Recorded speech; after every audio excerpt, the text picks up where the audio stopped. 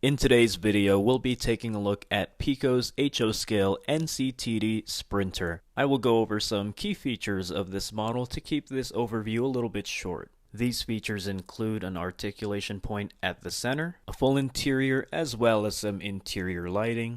To the roof, we can see a couple exhaust stacks as well as some large air conditioning units. These are actually much larger than those equipped on the Desiros in Europe. Off to the side, we have a destination sign as well as some other signs indicating things like no smoking, strollers and bikes are permitted, priority seating, and free Wi-Fi. Destination signs can also be seen on each end of the train, and there's also a figurine on the side that reads Escondido Transit Center.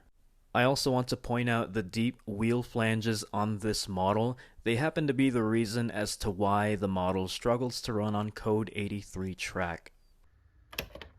For reference, here are the wheels on my coaster cab car. And here's a side-to-side comparison between my coaster F59 PHI and the Sprinter model. With that said, the Sprinter truly stands out from the rest of the trains here as the only Desiro to be used in the United States. Now that we've gone over pretty much everything, let's go run it on the track.